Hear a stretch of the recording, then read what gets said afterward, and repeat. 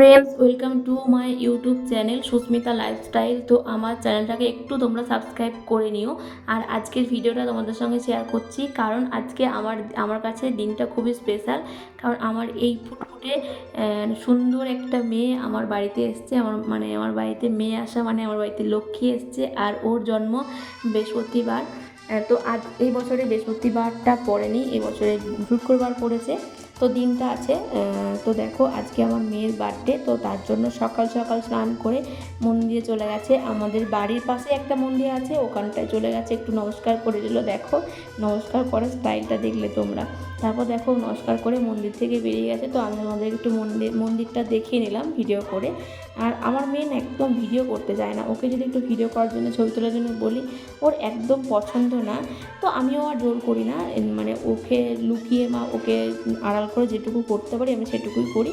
তারপর যখন ও বিরক্তি হয়ে যায় তখন আমি সেটাতে ওকে জোর করি না, কারণ বাচ্চাদের কোনো কিছুতে জোর করাটা উচিত না।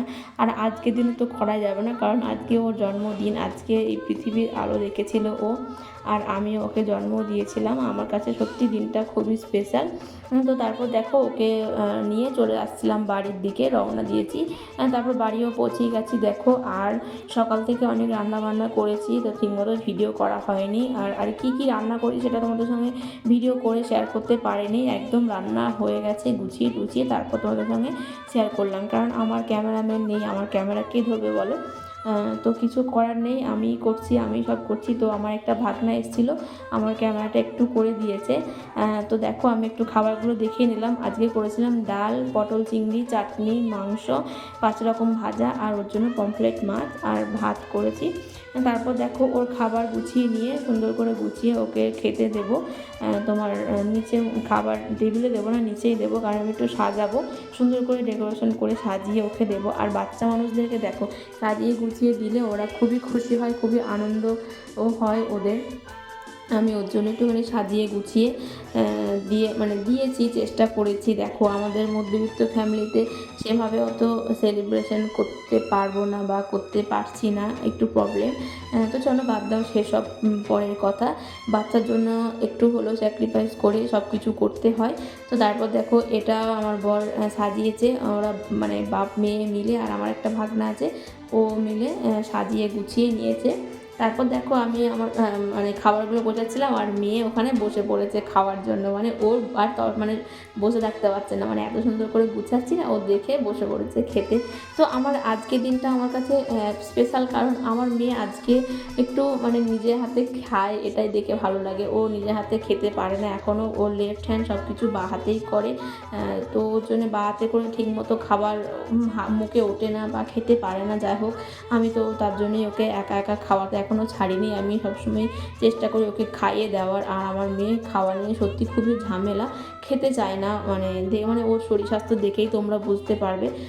হয়তো অনেকেই ভাববে যে আমি যত্ন করি না, হয়তো ভাববে আমি ভিডিও করি সবসময়, দেখো আমি রিলস বানাই, তো সেটা না। মারা সবসময় চিন্তা করবে মেয়েদের জন্য, মেয়েদের জন্যই ভাববে। মা হওয়াটা অতটা মুখের কথা না, আর মা হয়ে দায়িত্ব নেওয়াটা অতটা সহজ না।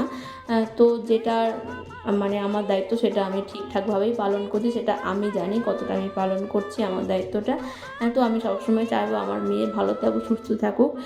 সত্যি কথা বলতে ও শরীর স্বাস্থ্য না হলেও কি হবে, মোটামুটি সুস্থ আছে। আর আমার মেয়ে কিছু হলে আমি তো ডাক্তারখানা নিয়ে দৌড়াই, আমি আমার বরের কথাও শুনি না, কারণ আমার কাছে আমার মেয়ে আগে, তারপর অন্য কিছু।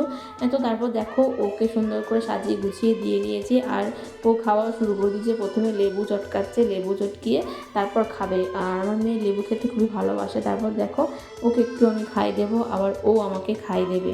আর এই যে ফুল দিয়ে ডেকোরেশনটা করেছি, আমার একটু অন্যরকম করার ইচ্ছা ছিল, কিন্তু তাড়াহুড়ো করে এভাবেই করে দিয়েছি।